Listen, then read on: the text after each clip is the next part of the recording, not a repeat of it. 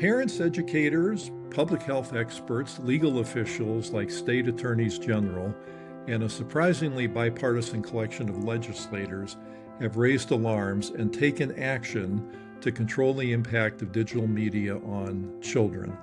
There are a great many issues to be concerned about, one of which is food, nutrition, and health.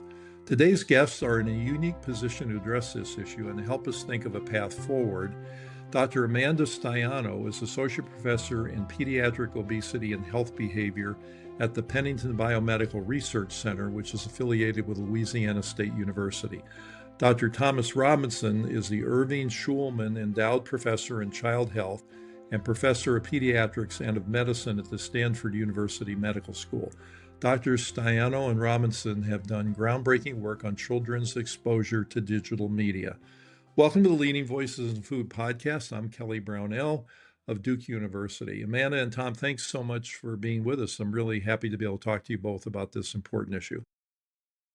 Thank you. Thanks for inviting us. Yeah, terrific to be here, Kelly. So you two, along with a number of other people in the field, wrote a chapter for a recently published book called The Handbook of Children and Screens. We discussed that book in an earlier podcast with its editors, Dimitri Christakis and Chris Perry, the executive director of the Children and Screens organization. And I'd like to emphasize to our listeners that the book can be downloaded at no cost. So I'd like to read a quote, if I may, from the chapter that the two of you wrote. Screen time continues to evolve with the advent of continuous and immersive video reels, voice-activated assistants, social media influencers, augmented and virtual reality, targeted advertising, immersive worlds where children can virtually shop for food and beverages, cook, or work in a fast food outlet from a smartphone, a tablet, a computer, or an internet-connected TV, and more. So as much as I follow the field, I still read that and I say, holy, you know what? I mean, that's just an absolutely alarming set of things that are coming at our children. And it really sounds like a tidal wave of digital sophistication that one could have never imagined even a short time ago.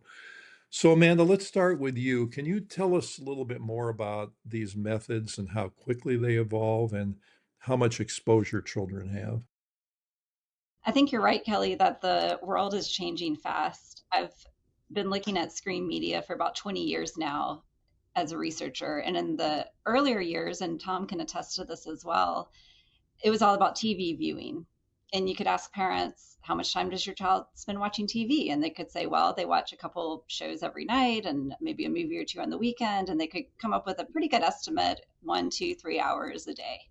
Now, when we ask parents how much time their children spend with media, they have to stop and think, well, they're watching YouTube clips throughout the day, they're on their smartphone, their tablet, they're on social media, texting, and playing all these different games. And so it really becomes challenging to even get a grasp of the quantity of screen time, let alone what kids are doing when they're using those screens. I will say for this book chapter, we found a really great review that summarized over 130 studies and found that kids are spending about 3.5 or 4 hours a day using screens. Yet some of these studies are showing as high as 7 or 8 hours.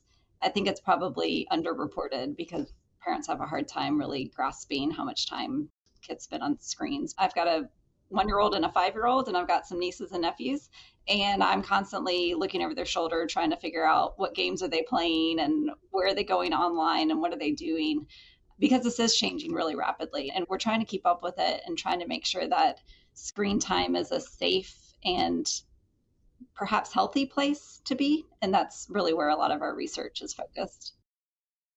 Well, I can only imagine how challenging it must be to work through that landscape. And because the technology advances way more quickly than the policies and legal landscape to control it, it really is pretty much whatever anybody wants to do, they do it. And very little can be done about it. So it's a really interesting picture, I know. We'll come back later and talk about what might be done about it. So, Tom, if you will, help us understand the impact of all this. What are the effects on the diets of children and adolescents? And, I'm thinking particularly When Amanda was mentioning how many hours a day children are on it, that, 3 to 4 hours could be an underestimate of how much time they're spending. What did kids used to do with that time? I mean, if I think about when you and I were growing up, we did a lot of different things with that time, but what's it look like now? Well, that's one of the important questions that we don't really know a lot about because even experimental studies that I can talk about that look at reducing screen time have not been very good at being able to measure what else is going on or what substitutes for it. And so a lot of the day, we don't really know exactly what it's displacing and what happens when you reduce screen time, what replaces it.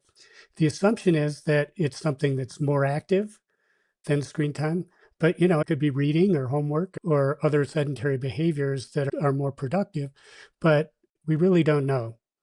Um, However, we do know that really the general consensus across all these studies that look at the relationship between screen time and nutrition is that the more time children spend using screens, in general, the more calories they consume, the lower the nutritional quality of their diets, and the greater their risk for obesity.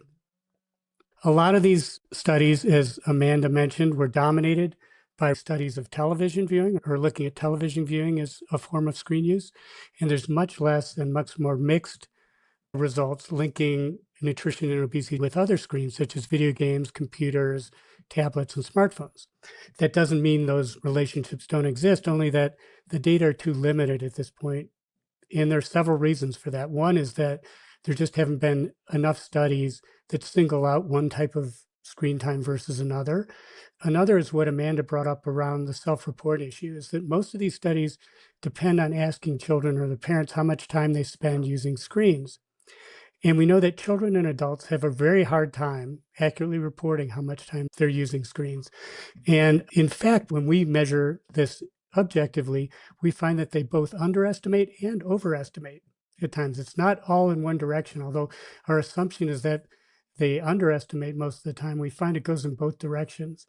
That means that in addition to sort of not having that answer about exactly what the amount of screen time is, really makes it much tougher to be able to detect relationships because it adds a lot of error into our studies. Now, there have been studies, as I mentioned, that have tried to avoid these limitations by doing randomized controlled trials, including some that we conducted, in which we randomize children, families, or schools, in some cases, to programs that help them reduce their screen time, and then measure changes that occur in nutrition, physical activity, and measures of obesity, compared to kids who are randomized to not receive those programs. And the randomized trials are really useful because they allow us to make a conclusion about cause and effect relationships. So some of these programs also targeted video games and computers as well as television. In fact, many of them do, although almost all of them were done before tablets and smartphones became very common in children. So we still don't have a lot of information on those, although things are starting to come out. Most of these studies demonstrated that these interventions to reduce screen use can result in improved nutrition and less weight gain. And the differences seen between the treatment and control groups were sometimes even larger than those commonly observed from programs to improve nutrition and increase physical activity directly. So, really, it's the strongest evidence we have of cause and effect relationships between screen use and poor nutrition and risk for obesity. Of course, we need a lot more of these studies, particularly more randomized controlled studies, and especially those including smartphones, because that's where a lot of kids, especially starting in the preteen age and above, are starting to spend their time. But from what we know about the amount of apparent addictiveness that we see and the sophisticated marketing methods that are being used in today's media, I would predict that the relationships are even larger today than what we're seeing in all these other studies that we reviewed. So it's really pretty stunning when one adds up all that science, and it looks pretty conclusive that there's some bad things happening, and if you reduce screen time, some good things happen. So, Amanda, if you know the numbers off the top of your head, how many exposures are kids getting to advertisements for unhealthy food? But if I think about my own childhood, we saw ads for sugared cereals during Saturday morning cartoon televisions, and There might have been a smattering if kids watched things that weren't necessarily just directed at kids, like baseball games and stuff like that. But, and I'm just making this number up, my exposure to those ads for unhealthy foods might have been 20 a week, 30 a week, something like that. What does it look like now? That is a good question, Kelly. I'm not sure if anyone can give you a totally accurate answer, but I'll try. If you look at YouTube ads that are targeting children, a study found that over half of those ads were promoting foods and beverages. And the majority of those were considered unhealthy, low nutritional value, high calorie. It's hard to answer that question. What we used to do is we'd look at all the Saturday morning cartoons and we'd actually record them and document them and count the number of food ads versus non-food ads. And it was just a much simpler time in a way in terms of screen exposure. And we found in that case throughout the 90s and early 2000s, a lot of food ads, a lot of instances of these food ads. And then you can look at food placement too, right? So it's not an actual commercial, but these companies are paying to get their food products in the TV show or in the program. And it's just become much more complicated. I think it's hard to capture unless you have a study where you're putting a camera on a child, which some people are doing, to try to really capture everything they see throughout their day. It's really hard to answer, but I think it's very prolific and common and becoming more sophisticated. Okay, thanks. That is very helpful context. So whatever the number is, it's way more than it used to be. Definitely. And it also sounds, and it's almost all for unhealthy foods, but it sounds like it's changed in other ways. I mean, at some point as I was growing up, I started to realize that these things are advertising and somebody's trying to sell me something.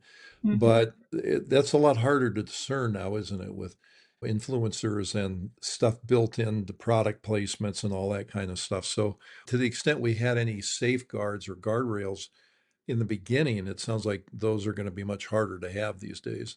That's right. It really takes until a child's 6, 7, 8 years old for them to even identify that this is a commercial, that this is a company that's trying to sell me something, trying to persuade. And then even older children are having to really understand those companies are trying to make money off of the products that they sell, right? So a lot of kids, they just look at things as face value. They don't discriminate against the commercial versus the non-commercial. And then, like you're suggesting with social influencers, that they're getting paid to promote specific products or athletes. But to the child, that is a character or a person that they've learned to love and trust and don't realize. And as adults, I think we forget sometimes too. That's very true. So, Amanda, let me ask about one thing that you and Tom had in your chapter. You had a diagram that I thought was very informative, and it showed the mechanisms through which social media affects the diet and physical activity of children. Can you describe what you think some of the main pathways of influence might be? That figure was pretty fun to put together because we had a wonderful wealth of knowledge and expertise as authors on this chapter, and people provided different insight from the scientific evidence. So I will say the main path, we were trying to figure out how does this exposure to screen really explain changes in what children are eating, their risk for obesity, the inactivity and sedentary behavior they're engaging in. So, in terms of food, really what is, I believe, the strongest relationship is the exposure to food advertisement and the eating while engaging in screen time. So, you're getting direct consumption while you're watching screens, but also the taste preferences, the brand loyalty that's being built over time by constantly seeing these different food products consistently emerges as one of the strongest relationships. But we identified some other interesting potential mechanisms too. So while kids are watching screens or engaging in screens, there's some evidence to indicate that they're not able to read their body as well, their feelings of hunger, their feelings of satiety or fullness, that they're getting distracted for long periods of time. Also, this idea of instant gratification, just like the reward process of instant gratification with using the screen. They're so interactive. You can go online and get what you want and reach what you want. And the same thing is happening with food. It becomes habitual as well. So children get off of school and they go home and they grab a snack and they watch TV or they watch their YouTube clips or play their games. and it becomes an eating occasion that may not have otherwise existed, but they're just associating screen time with eating.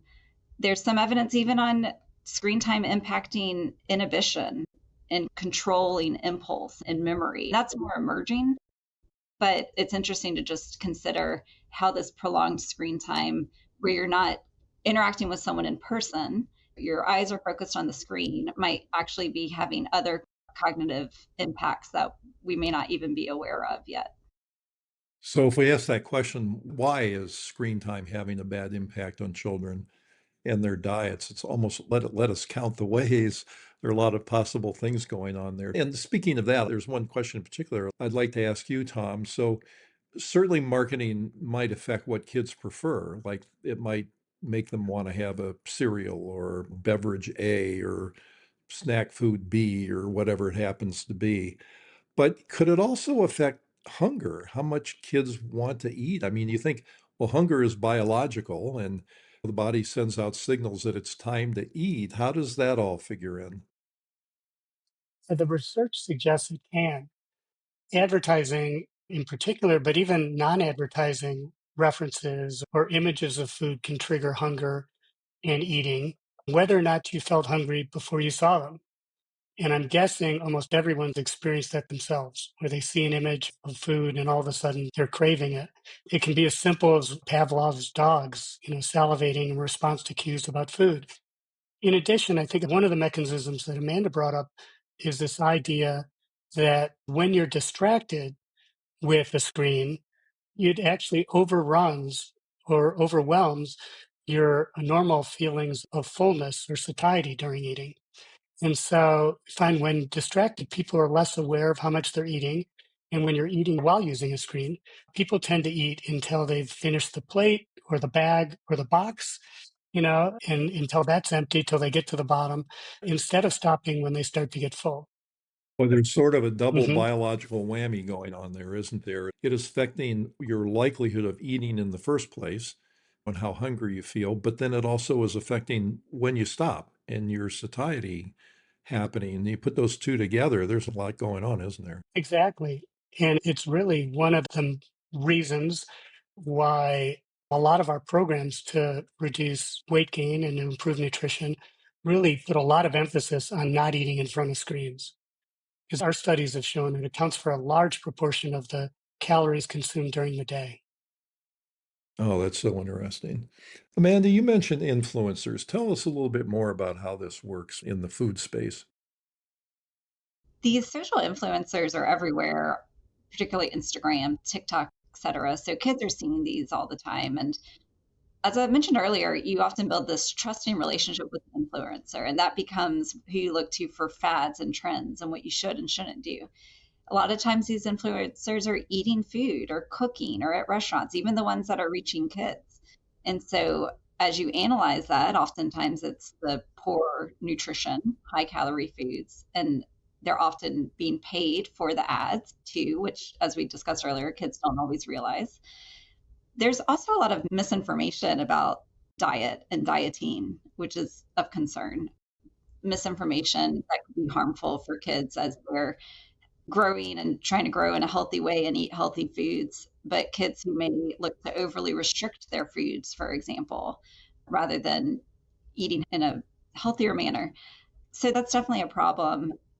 And then also, oftentimes these social influencers really have these unattainable beauty standards. Maybe they're using a filter, or maybe they are models or whatnot. So they're projecting these ideal body images that are very difficult and sometimes inappropriate for children to try to attain. Now, we've seen this in other forms, right? We've seen this in magazines going back, we've seen this on websites. But now, as soon as a kid turns on their smartphone or their tablet and they're online, it's in front of them all the time, and they're interacting, they're liking it, they're commenting and posting. So I think the social influencers have just really become quite pervasive in children's lives.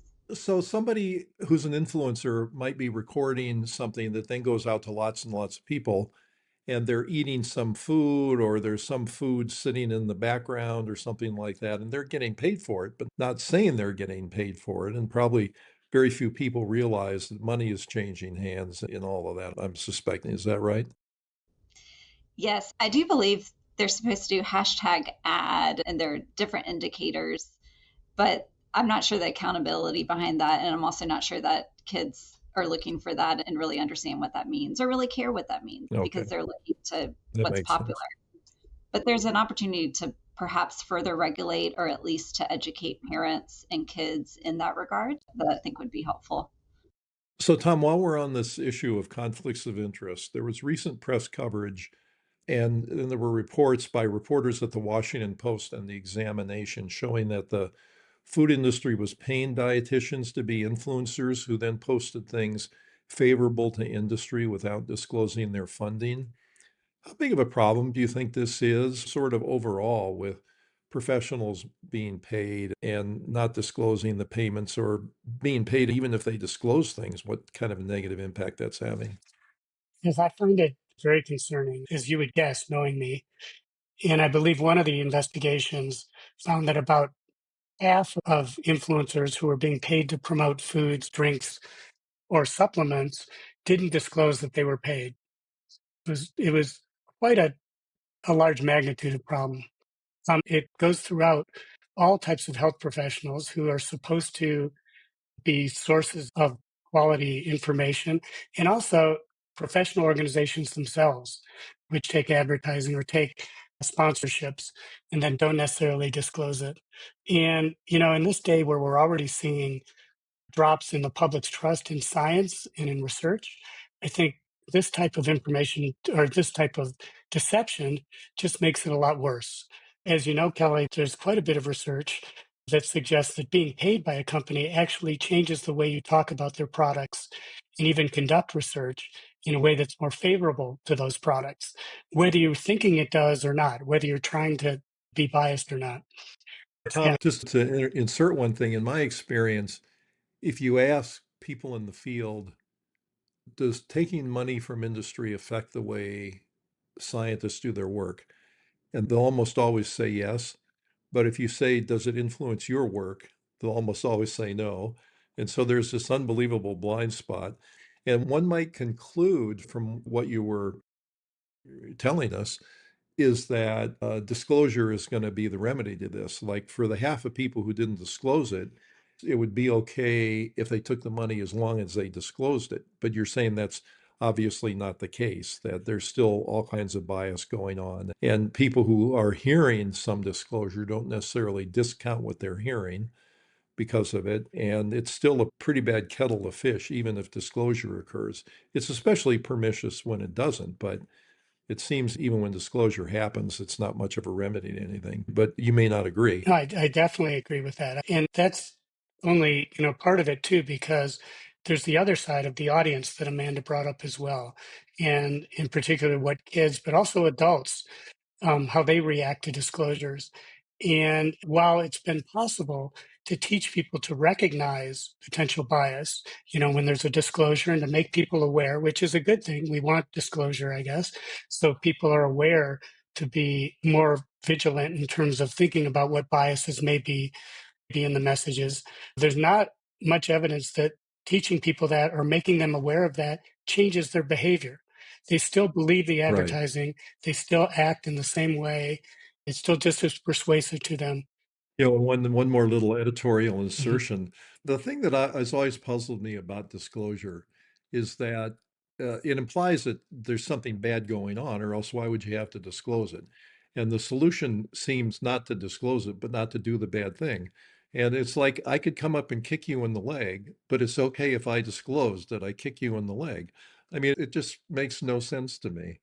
So, but let me move on to something different, Amanda. I'd like to ask you this. So, I assume the food industry gets a lot more impact and reach per dollar they spend from when the only option was to run ads on national television. And now they're doing things at much less expense, I think, that can have, orders of magnitude more impact and things. But is my perception correct? And how do you think through that? I think of it like the Tupperware model, right? You're building these trusted local or national celebrities, spokespeople for kids, oftentimes these young adults or teenagers who are doing funny things and they're engaging. And so you're building this trust like you did with the Tupperware, where you go and train people to go out in people's homes and their neighbors and their friends and their church and sell the product. It's really similar, just in an online space. And I think you're right, the cost is likely much less, and yet the reach and even the way these influencers are paid is all about the interaction, the likes, the comments, that sort of thing, the reposts. And so it's become quite sophisticated, and clearly it's effective because companies are doing this. And one other thing to mention we haven't talked about yet is the food companies themselves have hired young people who use humor as a way to create a following for the different brands or products. So it's not a person now, it's either the branded character or the actual company itself. And I think that has great influence too, of building some loyalty to the brand early in life. So that child is growing up and not only persuading their parents to purchase these products, but as they have more disposable income, they're going to continue purchasing the product. I wonder if Edward Tupper, or I don't know if I remember his first name right, but I wonder if you could have ever imagined the how his plastic invention would permeate more of society than he ever thought. So, Tom, what about the argument that it's up to parents to decide and to monitor what their children are exposed to and that government needs to back off? Oh, it would be so nice if it were that easy, wouldn't it? If we could depend on parents. And I think every parent would love to be able to do that. But we're talking about individual parents and their kids who are being asked to stand up against billions, literally billions and billions of dollars spent every year to get them to stay on their screens as long as possible, to pay attention to their marketing, as Amanda was talking about the techniques they use, and to really want their products even more. So if you could think of a parent with endless knowledge and time and resources, even they are really unable to stand up to such powerful forces working against them. So, unfortunately, and this is not unique to the issues of screens and children's health, but really many of the issues around health, that in the absence of government regulation, um, and really lack of any oversight, this really difficult job is dumped on parents. Not their choice, but it's sort of in their lap. So we still try and help them to be better at this. So while we're waiting for our elected representatives to stand up to lobbyists and do their jobs, we still, in a lot of our interventions we develop, we still try and help parents as well as schools, after school programs, teachers, health professionals develop the skills to really help families resist this pull of media and marketing. But that shouldn't be the way it is. Most parents are really already doing the best they can, but it's drastically unfair. It's really an unfair playing field. That all makes good sense. So we've been talking thus far about the negative impacts of media, but Amanda, you've done some work on putting this technology to good use. Tell us about that, if you will. I do enjoy trying to flip the script because technology is meant to help us, not harm us. It's meant to make our lives more efficient, to provide entertainment, now with video chatting, to provide some social connection. So, a lot of my work over the past 20 years has been looking at what's commercially available, what kids are using, and then seeing, let's test these products or these programs, and can we flip them around to promote healthier eating, to promote physical activity? Can we integrate them for kids who are in a weight management program? Can we integrate the technology to really help them be successful? It doesn't always work, and we certainly aren't looking to increase screen time, but we also need to recognize that achieving 0 hours of screen time is really unattainable pretty much universally. And so let's try to evaluate the screen time that is being used and see if we can make it healthier. So a few examples of that include when the Nintendo Wii came out about 18 years ago now. I was part of a group that was one of the first to test that video game console system, because up until that point, most of the games you sat down to play, you held a remote in your hand. There were Dance Dance Revolution games in arcade halls, so you could do a little bit of movement with games, but pretty much they were sedentary. Nintendo Wii came out and really changed a lot because now you had to get up off the couch, move your body, move your arms and legs to control the game. And we found it cut across all demographics: men, women, boys, girls, different age groups. There was content available for a lot of different groups. So these types of games became really popular. And I did some of the earlier studies to show that, at least in a structured program, that kids can engage in what we call moderate levels of physical activity. So they're actually moving their bodies when they play these games. And over time, I and others have integrated these games into programs as a way to be an in to kids who may not be involved in sports, may not go outside to play, but they're willing to put on a video game and move in their living room at home. Building from that, we've developed and test various apps. Some of these apps directly reach the parents, for example, teaching the parent.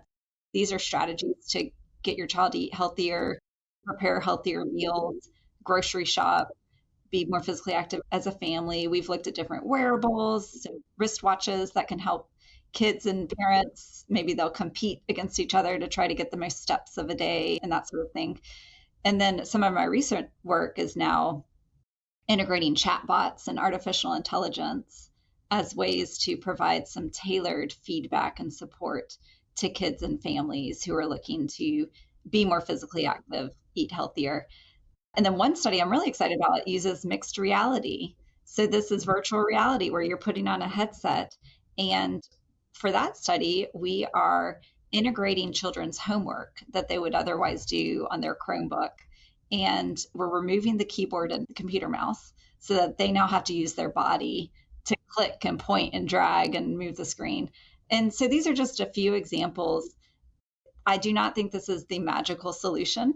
I think, as Tom alluded to, there are different levels of government regulation, educating parents, working with schools, there's working with the food industry. There's a lot that we need to do to make this a healthier media space for kids. But I think this is something we should be open to, is figuring out, if people are going to spend a lot of time using screens, what can we do to try to make those screens healthier?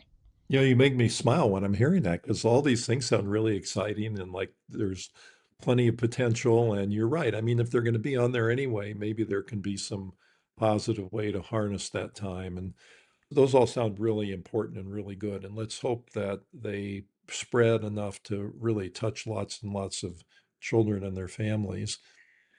Tom, you and I keep caught up. We see each other at professional meetings, or we just have periodic phone calls where we tell each other what we're up to. And you've been telling me over the past couple years about this really amazing project you're heading up, tracking screen usage. Could you tell us a little bit about that? Yeah, I'd love to. Really, it addresses the problem with that came up before, which is really how we measure what people are doing and seeing on their screens. And basically, all the studies of media effects for the past 100+ years that the field has been studying media has been dependent on people telling us what they do and what they saw, when in fact, we know that's not particularly accurate. So now we have technology that allows us to track exactly what people are doing and seeing on their screens. We call this screenomics, like genomics, except instead of studying how genes affect us, it's studying how screens affect us and how the screens we experience in our lives really are a reflection of our lives. The way we are doing this is we put software on your phone or your laptop, and it could be on other screens as well. And it runs in the background and takes a screenshot every 5 seconds. And it covers everything on the screen because it's just taking a picture of the screen, all the words, all the images. Then we use AI to help us decipher what was on those screens.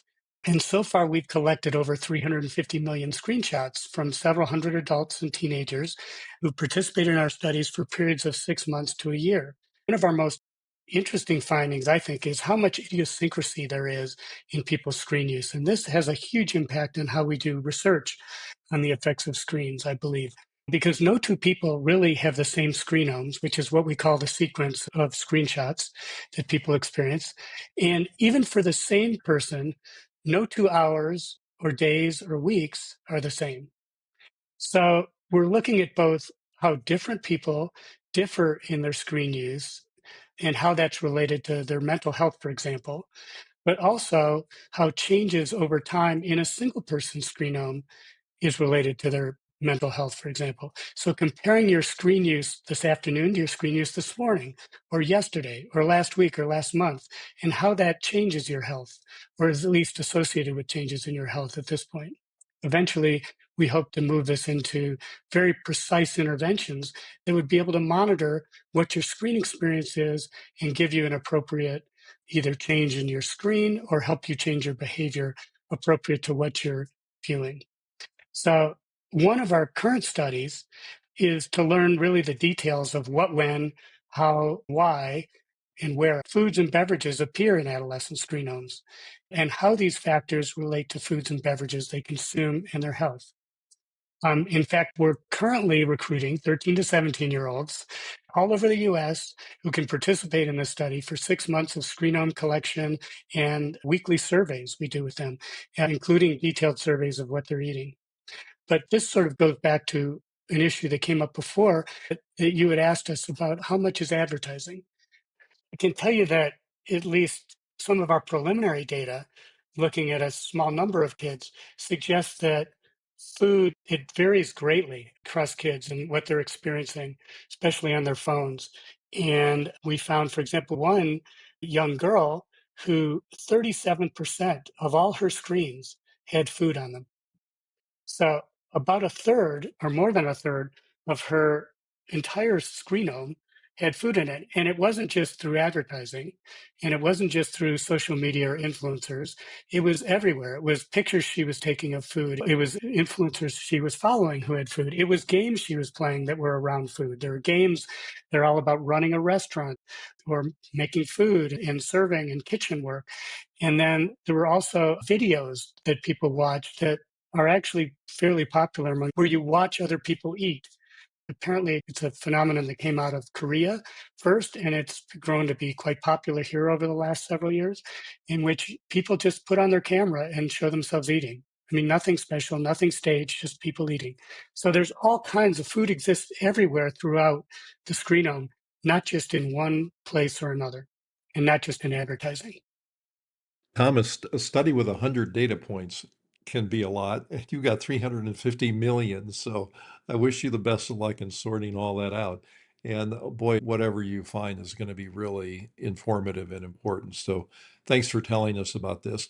So I'd like to end with kind of a basic question to each of you, and that is there any reason for hope? So Amanda, let's start with you. Do you see any reason to be optimistic about all this? We must be optimistic no matter what There you we're go. facing. We have no choice. You know, I think there's greater awareness. I think parents, policymakers, civic leaders are really recognizing the pervasive effect of screen use on mental health, eating, obesity risk, even just the ability to have social interactions and talk to people face to face. And so I think that's a good sign. I've seen even in my own state legislature in Louisiana, bills going through about appropriately restricting screens from schools and offering guidance to pediatricians on counseling related to screen use. The American Academy of Pediatrics changed their guidelines a number of years ago. Instead of just saying no screens for the really little ones and then limit to fewer than 2 hours a day for the older ones, they recognized and tried to be more practical and pragmatic with families. So sit down as a family, create some rules, create some boundaries, make sure you're being healthy with your screen use, put the screens away during mealtime, get the screens out of the bedroom. And so I think going towards those more practical strategies that families can actually do and sustain is really positive. And so I like to remain optimistic, and let's just keep our eyes wide open and talk to the kids too and ask the kids what they're doing and get them part of this, because it's so hard to stay up to date on the technology. Thanks. I appreciate that positive note. Tom, what do you think? Yeah, I agree with Amanda. I can be positive about several things. First of all, I think last year there were two bills, one to protect child privacy and the other to regulate technology aimed at children, COPPA 2.0 and COSA. And they passed the Senate overwhelmingly. I mean, almost unanimously, or as close as you can get in our current Senate. Unfortunately, they were never acted upon by the House. But in the absence of federal legislature regulation, we've had, as Amanda mentioned, a lot of states and also communities where they have actually started to pass bills or regulate social media. In particular, things like prohibiting use under a certain age, for example. Social media warning labels is another one. Limiting smartphone use in schools has become popular. However, a lot of these are being challenged in the courts by tech and media industries. And sadly, that's a strategy they borrowed, as you know well, Kelly, from tobacco and food industry. And but there also have been attempts that I think we need to fight against for the federal legislature or the federal government, Congress, to pass legislation to preempt state and local efforts that would not allow states and local communities to make their own laws in this area. So I think that's an important thing, but it's positive in that we're hearing advocacy against that and people are getting involved. Um, I'm also glad to hear people talk about efforts to promote alternative business models for media. Um, I believe that technology itself is not inherently good or bad, as Amanda mentioned, but the advertising business models that are linked to this powerful technology has inevitably led to a lot of these problems we're seeing, not just in nutrition and health, but many problems. Finally, I see a lot more parent advocacy to protect children and teens, especially around tech in schools and around the potential harms of social media, and more recently around AI, even as more people start to understand what the implications of AI are. And I get the feeling these efforts are really starting to make a difference. Organizations like Fair Play, for example, are doing a lot of organizing and advocacy with parents. And also, we're starting to see advocacy and organizing among teens themselves. So I think that's all really super positive that the public awareness is there and people are starting to act. And hopefully we'll start to see some more action to help children and families. Well, thank you both for ending on that positive note. I mean, one could look at this in a pretty dire way, but it's nice to know that people are mobilizing. The young people themselves are taking action, that parents are becoming a strong advocacy voices, and people like legislators are getting involved. And also, I know the state attorneys general are. So hopefully there will be some activity that will help protect children. So it's nice to hear your positive conclusions. So Amanda and Tom, thanks so much for being with us. This was highly informative, and you're both doing really important work. And it was great of you to share it with us. So thanks again. Thank you. Thanks for having us. Yeah, thank you, Kelly. So our guests today have been Doctors Amanda Staiano from the Pennington Research Center and Thomas Robinson from Stanford University.